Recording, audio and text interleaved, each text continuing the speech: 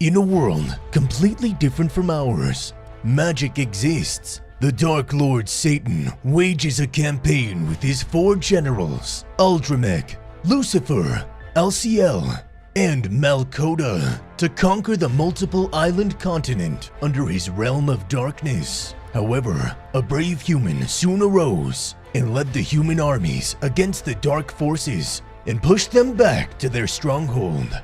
Here, with advice from Alciel, Satan faces off against the hero, but eventually admits defeat, and instead, along with Alciel, opens up a dimensional portal and leaves their world with a vow to return. The portal exists in present-day Japan, and in addition to being shocked by their new human forms, Satan and Alciel are taken to the nearest police station. Here, Satan is able to learn a bit about this new world, which lacks magic. As events progress, Satan and Alciel get new identities, and are able to secure a residence, open a bank account, and go job hunting in order to survive. Sometime later, on his way to his part-time job at McRonald's franchise, Sadao encounters a beautiful scarlet-haired girl at a crosswalk, and offers her his umbrella to shield from the rain. While Sadao walks, he entrusts Ashiya to take care of their domestic needs, as well as research means to replenish their magic powers and return to Ente Isla. While at McRonald's, Sadao not only experiences a seemingly random mild earthquake, but faces a dilemma on whether to use his remaining magic to repair the broken flyers, eventually not getting a chance to either way. Nonetheless, while impressing his fellow co-worker Chiho Sasaki with his people skills as well as the higher-ups through his dedication, he's able to secure a permanent position. As he excitedly pedals his bicycle home to tell Ashiya, he is once again confronted by the scarlet-haired girl, who is revealed to be the hero from their dimension, Amelia Justina. In the wake of Satan and Alciel's departure from Ente Isla, Amelia and her comrades decided to give chase. Back in present-day Japan, Sato tries to reason with Amelia, now under the identity Emi Yusa, but she instead pulls a cheap knife out of her bag and makes to attack him. Afterward, they both are arrested and brought to a police station for questioning, where the officer in charge mistakes them for having a lover's quarrel, much to Emi's protest. On their way home, Emi threatens Sato by letting him know that she knows where he lives, although he just shrugs. The following day, it is revealed that Emi works at a call center and does a bit of domestic shopping after work. Later that night, while feeling angry that she isn't living a better lifestyle than Sato, she pays them a visit. Ashiya, in shock, locks her out, and while she sobs and begs for them to let her in, Sato casually explains her circumstances to him. After remarking on Sato's pathetic lifestyle, she explains to him that she, along with her priest, Olba Maya, were going to follow them through the portal before it disappeared, but she ended up being the only one transported. Sato then explains that he will work his way up the workforce and eventually take over Japan, which Emi again finds pathetic before she leaves. Over the next few days, Emi begins stalking Sato and Ashiya around town and learns that they are living good, humble lives. She then visits Sato at McRonald's and asks to meet him after work at a crosswalk. Chiho Sasaki, noticing Emi's beauty, becomes jealous and later asks Sato about the recent earthquakes and learns that he is living with a male roommate, much to her relief. Afterward, while meeting Emi, she asks Sato if he had ever considered staying in the human world, but he explains that he will return to rule Ente Isla before he is pathetically knocked onto the ground. They both soon realize that they are being fired at with magic bullets from a sniper and make to escape. As Sato realizes that they have a common enemy, he casually blames Emi before leaving for the night. Emi, however, shows up again at his apartment, much to his suspicion of an ambush. She awkwardly asks if she could stay the night, since she lives a distance away and lost her wallet while they were escaping.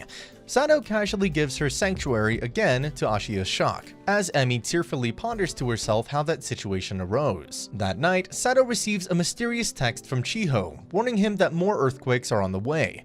The following morning, Emi leaves Sato and Ashiya pickles from the ingredients they had in the fridge as thanks. At the same time, the national news broadcasts a report mentioning the shooting that Emi and Sato were involved in.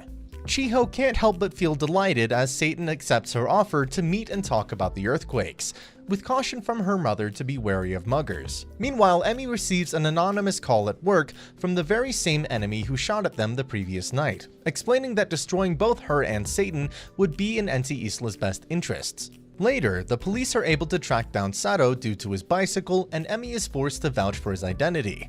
As they leave the station, Emi tells Sato about their common enemy and warns him to be careful since killing him is her job.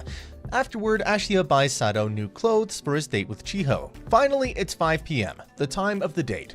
Unbeknownst to Sato, Ashiya follows them to a nearby cafe to make sure nothing happens to Sato. As she suspiciously watches them, Emi catches him in the act and is utterly shocked to see Sato on a date, and enviously remarks at Chiho's cute appearance. She drags Ashiya into the cafe so they can eavesdrop. During the date, Chiho explains to Sato that she had been hearing a strange language lately, and that the people speaking were trying to contact someone and made references to a large earthquake soon to occur. Sato realizes that the phenomena were an interdimensional communication system called Idealink, and that the earthquakes were most likely caused by a sonar spell trying to detect him and Emi. At this time, Sato notices Emi walk into the cafe and loudly makes his intention known of helping Chiho.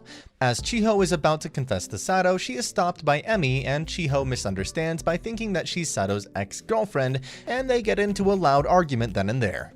Suddenly, a large-scale earthquake strikes. When Chiho awakens surrounded by devastation, she and Emi make up, and Emi warns her not to get close to Sato before using a sleep spell on her. With Chiho unconscious, Emi calls out to Satan, who appears from some debris in his demonic form with increased amounts of magic. As Emi thinks that she has enough magic left to conjure a sword strong enough to kill him, Satan tells her that he will save them. As Satan moves the debris, Emi, in a shocked state, wonders why he would want to save them. Satan continues to use his magic to clear the debris and keep everyone in the mall out of harm's way, and in the aftermath, the authorities report that there were no casualties. In a flashback to Ente Isla, a young Emilia enjoys her carefree days with her father, and they talk that the village priests will protect them from the Dark Lord's tyranny.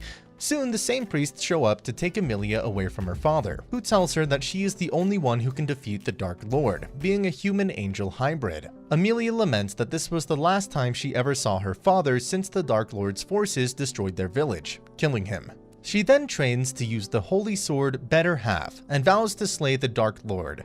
Back in the present, Sato reverts to his human form and learns that Chiho Sasaki is the daughter of Inspector Sasaki, whom he used the spell on to get information when they first arrived in Japan. Sato relays this to Emi, explaining that Chiho must have gotten feedback from the spell, which is how she intercepted the Idealink. He further explains that the earthquake was no coincidence since it struck the exact spot they were both at, and that the enemy didn't try again when they got out of the debris because he started to regain his powers. Afterward, Emi spends the night at her coworker, Rika Suzuki's place.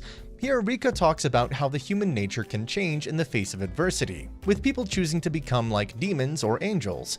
Rika turns on the national news, which reports that the series of muggings have increased, and casually teases Emi about being in a relationship with Sato after seeing them together following the earthquake, causing her to again ponder why Sato had saved all those people. The next day, Emi shows up at Sato's apartment and falls down the stairs. As Ashiya leaves to buy bandages, Emi grows upset at the kindness Sato had been showing towards her, claiming that it's out of character. She further bursts into tears and states that her reason for wanting to kill him is because of his tyranny over the people of Ente Isla that led to her father's death. As Sato laments that back then he didn't understand people's feelings, Ashiya walks in with Chiho, who misunderstands the scene and runs away with a broken heart.